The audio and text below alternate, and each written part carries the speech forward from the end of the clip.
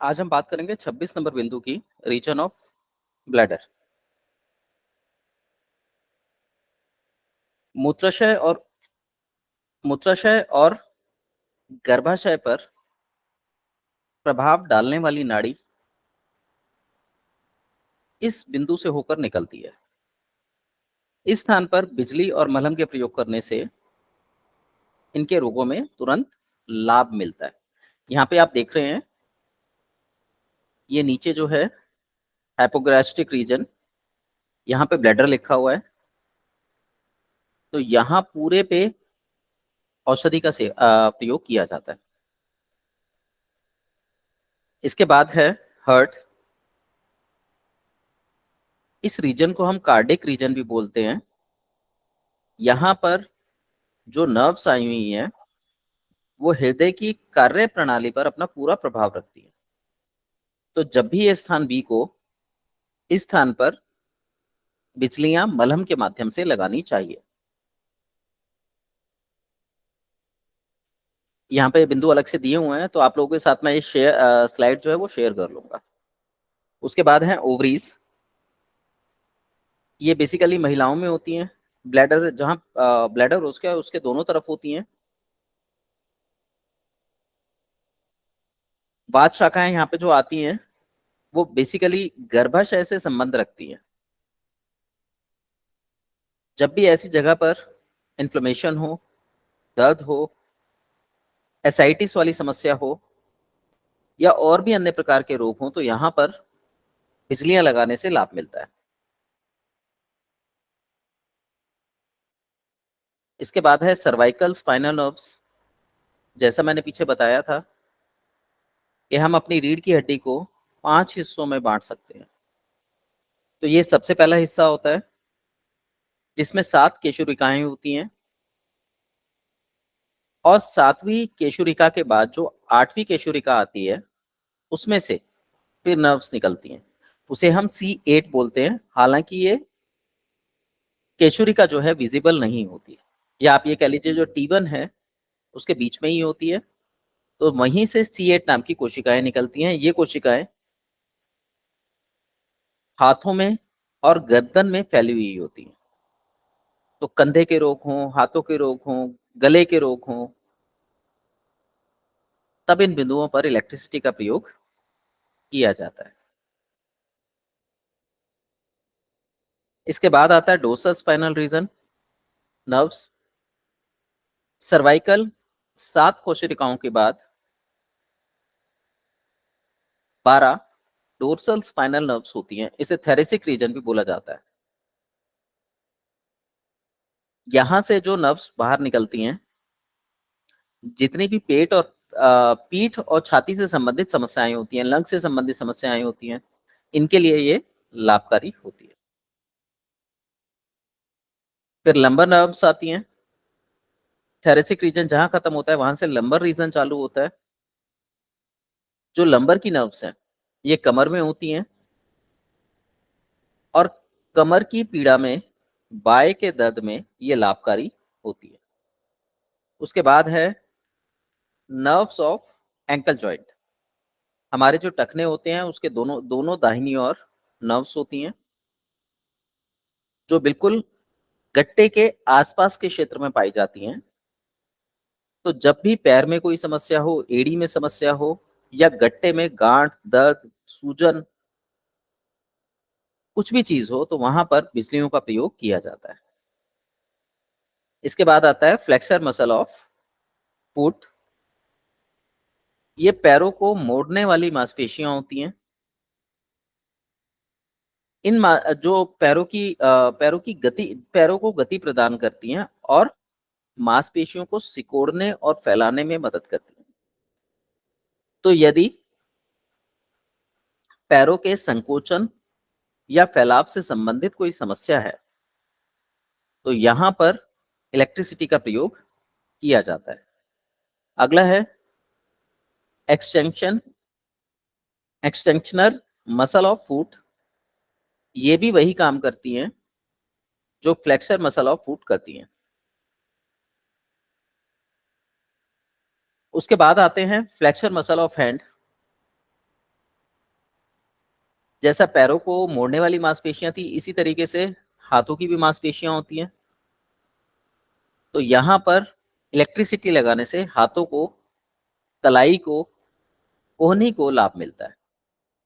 एक्सटेंशनर muscle of hand, ये same flexor muscle of hand की तरह वर्क करता है।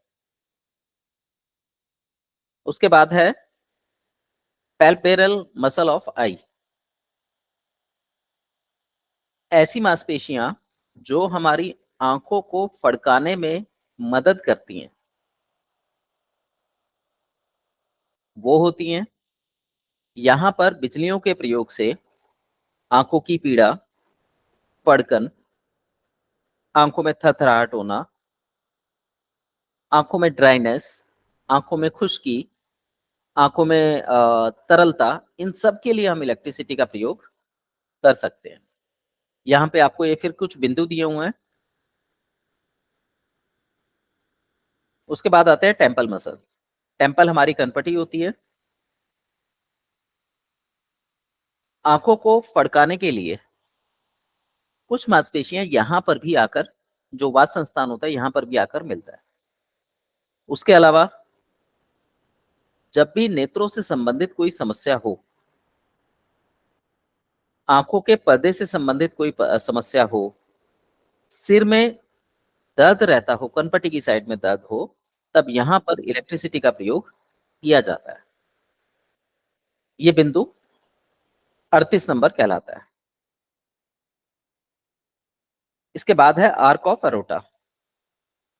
हमारे हृदय में बाईं तरफ से शुद्ध रक्त ले जाने वाली शरीर की जो महाधमनी होती है, जहां पर मोड़ आता है, तो वहां पर हम उसको आर्क ऑफ एटोरा एरोटा बोलते हैं। यहां पर लचीलापन होना बहुत जरूरी है, नहीं तो इसकी वजह से ब्लॉकेज आ सकती है। ये जो आप कर्व देख रहे हैं, ये आर्क ऑफ एरोटा है। तो इसमें लचक होनी चाहिए जिससे खून का फ्लो सही रहे। अगर ये लचक नहीं होगी तो हार्ट में हार्डनेस, सांस लेने की समस्या, ब्लड सर्कुलेशन की समस्या, ये समस्याएं पैदा होती हैं। तो जब भी हमारे रक्त की गति में अंतर आता हो, रक्त अशुद्ध हो, मस्तिष्क के सिग्नल्स प्राप्त करने में दिक्कत होती हो, या शरीर में कहीं पर भी रक्त संचय हो गया हो, या हृदय से संबंधित, ब्लड सर्कुलेशन से संबंधित इश्यूज हो, तो यहां पर इलेक्ट्रिसिटी का प्रयोग करना चाहिए। उसके बाद है फोरहेड मसल।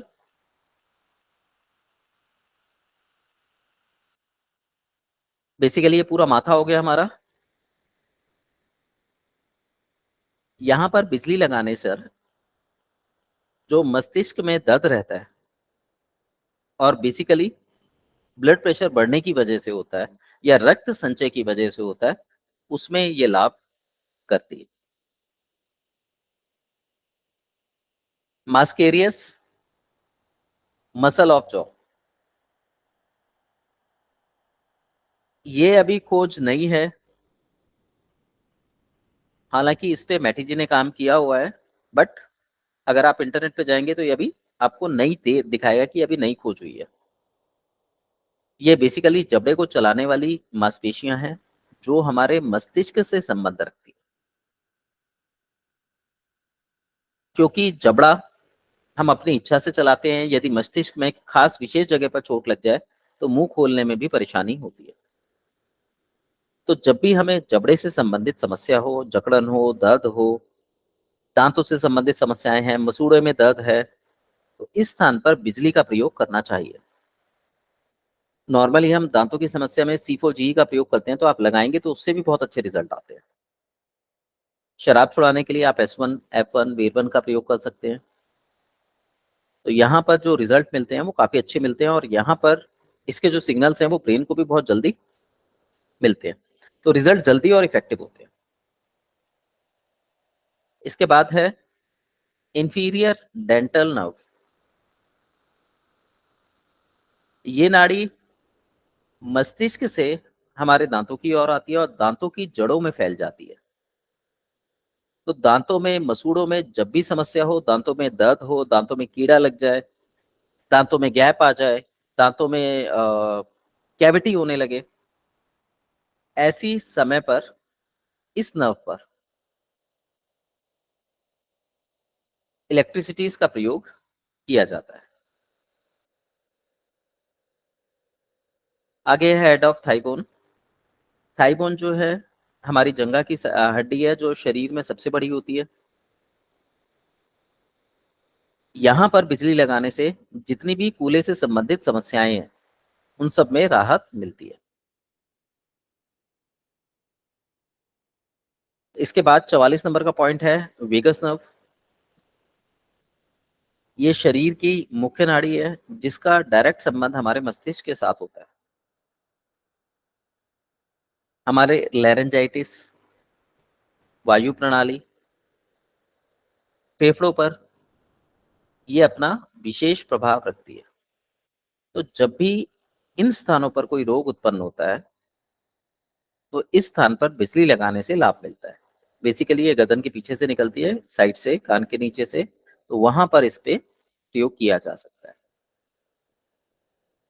इसके बाद आता है क्राउन ऑफ हेड। इसे चंदिया भी बोला जाता है। आपने देखा होगा छोटे बच्चों के सिर में एक खोखली सी जगह होती है, उम्र बढ़ने के साथ साथ वो बंद होती चली जाती है और हार्ड हो जाती है। यहाँ पर जो भी आप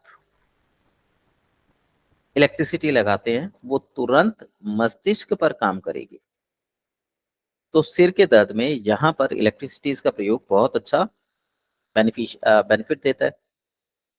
ब्रेन में कहीं गांठ हो जाए, उसे गलाने के लिए यहाँ पे प्रयोग किया जा सकता है, लगाने के लिए। ध्यान रखिए, पॉइंट नंबर 5, 6, 17 और 18, ये हमारे वात मंडल के, क्योंकि हम पूरे नर्वस सिस्टम की बात कर रहे थे, ये हमारे वात मंडल के सबसे प्रमुख और सबसे बड़े केंद्र है। तो यहाँ पर जब भी आप बिजलियों का प्रयोग करेंगे, ये संपूर्ण शरीर पर अपना प्रभाव छोड़ेंगे। इसके साथ साथ यदि आप यहाँ पर अन्य दवाइयों की सहयोग लेना चाहें तो वो भी ले सकते हैं, और साथ ही साथ खाने में भी, गोलियां खाने के लिए भी आप इनका प्रयोग कर सकते हैं। सॉरी, गोलियां खिलाने के लिए भी जो आप लगा रहे हैं उनका प्रयोग किया जा सकता है। तो ये हमारे 45 बिंदु थे जो आज खत्म हो गए हैं। यदि आपका कोई सवाल हो, कुछ पूछना चाहते हो तो पूछ सकते हैं। ये जो स्लाइड्स हैं, आप लोग जो क्लासेस में हैं, जिन्होंने रेगुलर क्लासेस अटेंड करी हैं, ये पॉइंट्स मैं उनके साथ शेयर कर लूंगा। आप कुछ कहना चाहते हो, पूछना चाहते हो तो पूछ सकते हैं।